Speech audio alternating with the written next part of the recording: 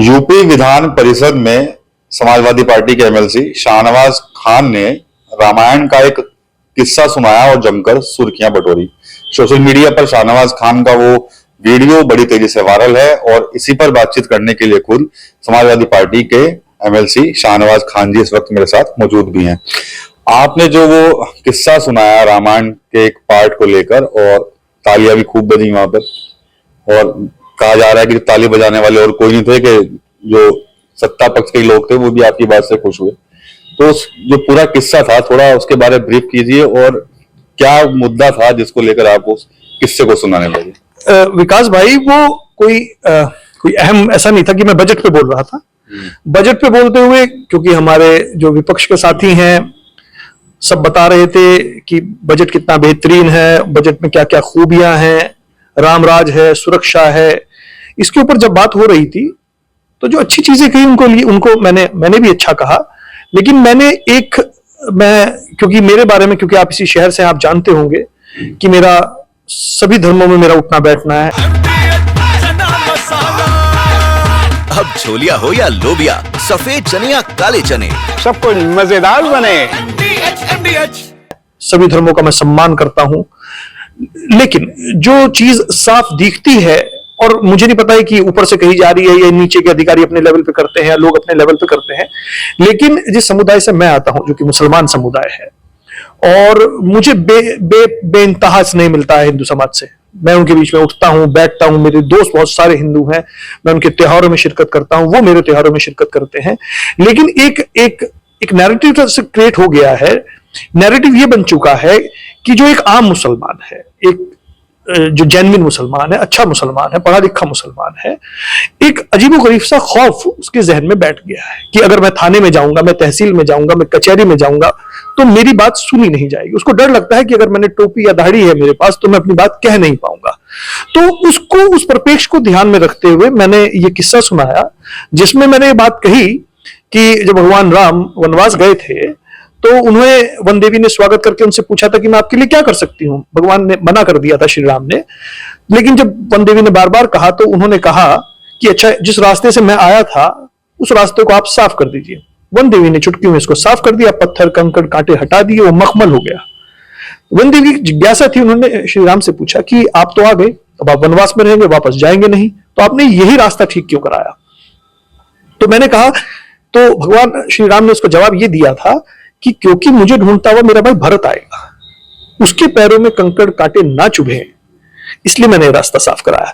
तो मैंने उस पूरे किस्से को, जो कि सच किस्सा है, मैंने उस पूरे किस्से को आज के परिपेक्ष में रख के बताया कि अगर हमारे विपक्ष के साथी रामराज की बात करते हैं तो रामराज का स्वरूप यह है कि भगवान श्री राम ने अपनी फैसिलिटी ना देखते हुए अपने भाई का ध्यान करा। तो अगर वो आज अपने आप को भगवान राम की भूमिका में देखते हैं या रामराज देखते हैं, तो हम उनके छोटे भाई भरत हैं। अगर हमें तकलीफ हो रही है तो रामराज नहीं है। मेरा परिप्रेक्ष्य वो कहने का था। जो आप कह रहे हैं कि हमने कहा कि मुस्लिम अगर थाने में जाते हैं या उनकी सुनवाई नहीं होती, उनको डर लगता है जाने में, तो ऐसा क्यों है खौफ इस तरह का? देखिए, मैंने फिर कहा ना, इसमें बहुत सारा रोल मीडिया का है, बहुत सारा ये कुछ उन लोगों का है जो एक छोटी मानसिकता की, जात बिरादरी की, धर्मों की राजनीति करते हैं। ये उन लोगों के लिए है। दिक्कत क्या है विकास भाई, राजनीति में अगर आपको रहना है तो आप अपनी मेहनत के बलबूते रहिए। क्योंकि मैं उस बिरादरी से हूं, मैं उस धर्म से हूं, मैं उस गांव से हूं, मैं शहर से हूं, ये बताने की बजाय आप ये बताइए आपने काम किया क्या है, आपकी अवेलेबिलिटी क्या है, आप लोगों के बीच में कितना रहते हैं, आप लोगों के फोन उठाते हैं या नहीं उठाते हैं, क्या आप लोगों की शादी ब्याह खुशी गम में जाते हैं या नहीं जाते हैं, क्या मेरा स्वभाव आपसे मिलने का एक विधायक के तरीके एक नॉर्मल आदमी का है या नहीं है, क्या मैं एक आम आदमी को आपसे कनेक्ट कर सकता हूं या नहीं कर सकता हूं।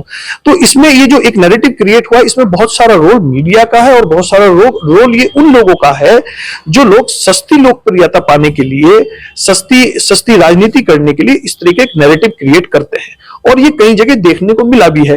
तो ये उसी वजह से है, जो बात मैंने अपनी सदन में रखी, मैंने अपनी जो भावना थी, मैंने अपनी जो बात थी, उसको एक सभ्य तरीके से रखने की कोशिश की। क्योंकि अमूमन क्या होता है कि मैंने बहुत सारे अपने साथी देखे हैं बोलते हुए, उनको विधायक पहले भी देखे, बहुत तेज तेज बोलते हैं चिल्लाकर, और बहुत अच्छी माइक की क्वालिटी है, अगर आप आरएमबी बात करेंगे तो वो रिकॉर्ड होती है। तो मैं इंस्टेड ऑफ अपनी बात किसी और तरीके से, कहते हैं ना कि प्रेजेंटेशन इज वेरी इंपॉर्टेंट, आप अपनी बात को कैसे रख रहे हैं। तो मैंने अपनी बात को एक सभ्य और एक तरीके में रखा जो कि मेरे विपक्ष के साथियों को भी पसंद आई और मेरे जो सत्ता के पक्ष के मेरे साथी हैं जो उनको भी पसंद आई और उसकी सराहना हुई। और मैं यही मान के चलता हूं कि गोइंग फॉरवर्ड भी राजनीति आपको एक शिक्षित व्यक्ति की तरह करनी पड़ेगी।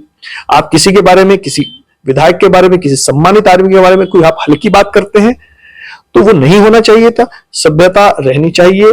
भाषा और आपका अखलाक आपको औरों से अलग बनाता है।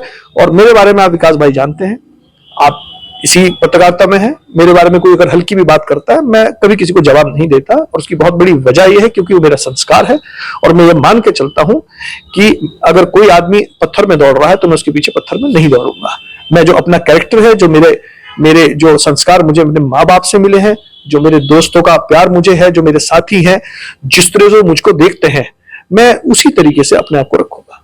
चलिए, धन्यवाद विधायक जी। तो एमएलसी शाहनवाज खान ने वो किस्सा विधान परिषद में क्यों सुनाया था उस पर उन्होंने बारीकी से बात की है। इसके अलावा निशाना साध दिया है, सुनिए होगा, अपने आप अंदाजा खुद लगा लीजिएगा कि निशाना आखिर गया कहां है। टीएन यूपी के लिए सहारनपुर से विकास कपिल।